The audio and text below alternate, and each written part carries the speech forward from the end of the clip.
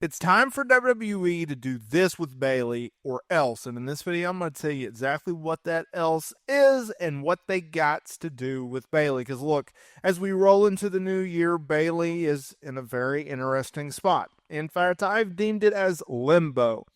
Think about it like this. We have gone from her being at the very tippy top of this industry as the women's champion to the very bottom, okay? Where she's putting over Candice LeRae on an episode of SmackDown. That's literally where we've gone. Nothing against Candice, but she doesn't deserve to get a win over Bayley. She's feuded with Nia Jax. She's lost the women's championship to Nia Jax. She's putting her over in a rematch. She was part of the Women's War Games match. Oh, by the way, she was never supposed to be in the match. She replaced Jade Cargill literally at the last minute. That's what Bayley has done this year. So we have gone from the highest of the highs, winning the Women's Royal Rumble match, winning the championship at WrestleMania 40, beating Io Sky, a person in which you helped bring back to the company, in which you put into a faction that you had fought for years to create. That is where she had come from. But the second half of this year hasn't been as hot for Bayley. Now, keep in mind that Bayley, she's one of their best baby faces, and she's also been one of their best heels. She's overall one of their best characters, one of their best gimmicks, if you will. You literally ask her to do anything, and she can do just that. But it got me thinking, okay, we've seen the highest of the highs, we've seen the lowest of the lows for Bayley this year. As we go into 2025, where does she go? What is her direction? Because they didn't book her to win the Women's United States Championship title tournament and becoming the inaugural champion there. No. That was given to Chelsea Green. I don't have a problem with that. They're trying to establish a Green. But can we give something to Bayley? Can we do something with Bayley that doesn't involve a championship? Well, I was thinking about this. Okay.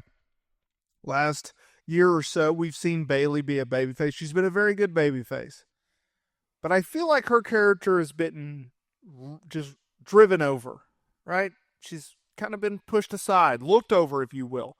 I need her character to rise up. I need her character to go and get a little bit of an edge. Well, how do you do that? Well, you turn them heel. And I think it's time that WWE turns Bayley heel. Now, I understand. I can see it now. I can envision it. There's going to be comments down below. Well, Bayley had been a heel for years up until recently. Well, times change. Booking changes, right? Bayley, as good of a babyface as she is, she's also that good of a heel. And as we go, and we're going to be bringing up new talent from NXT, and of course we have this whole transfer window that they're doing, you could easily have her go to Monday Night Raw. As we go into 2025, we're going to have Becky Lynch back. We're going to have Rhea Ripley as our Women's World Champion. They're going to need people to work with. They're light on heels over there, right? They're light in general on talent, but I digress. What if you had Bayley turn heel? What if you sent her packing from SmackDown to Monday Night Raw as we go into the new year? Of course, Raw on Netflix, January 6th. Cannot wait. Well, what if you had Bayley in a top heel spot? What if you had her feud with Rhea Ripley heading into Mania? What if you did that? What if? It's a very interesting concept. It's an interesting what if. It's an interesting theory that I've come up with. I think it makes sense. It gives someone for Rhea to beat.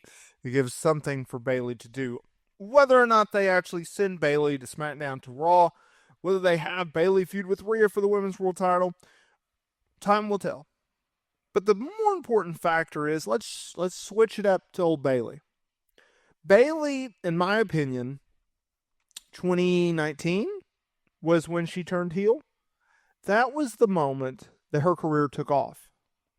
And I understand she had a ton of success in NXT. She had a ton of success on the main roster by that point. But when she turned heel, she gave a little bit more of an edge, a little bit of a darker persona. Really gravitated towards that, really sunk her teeth into that character, into that movement, into being a heel persona. I feel like her career, it took another level. She went to the next level. She went to new heights. Her range of character evolution had it been expanded. The ability to tap into that character, it opened up her ability to speak. It opened up her ability to cut promos, and doing so in a delivery way in which makes you believe. And of course, pro wrestling is all about believability, right? And that's one of the knocks of if you hear people criticizing match layouts and just doing a bunch of flippy floppy moves. Is it believable that you can drop kick me off the top rope into a Hurricane Rana onto the floor and land on your head without dying? Right? Like that's difficult. Well, Bayley makes you believe, right? She's one of the best in-ring workers of our generation, regardless of gender, right? She's that good. She's such a good performer.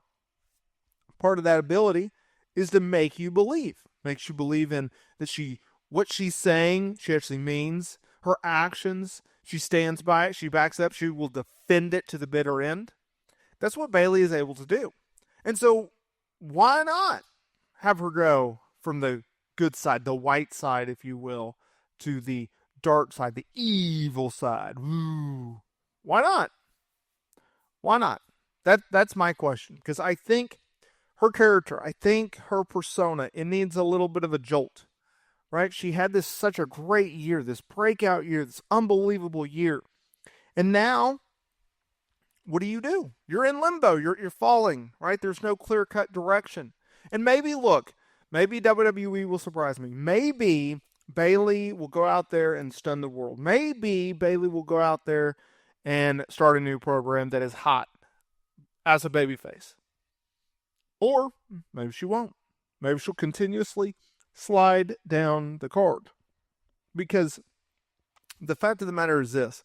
Bayley is so good at getting others over that I think that you can rely on that too much. If someone is so good at getting other people over and making them a star, well, what do? You continuously do it.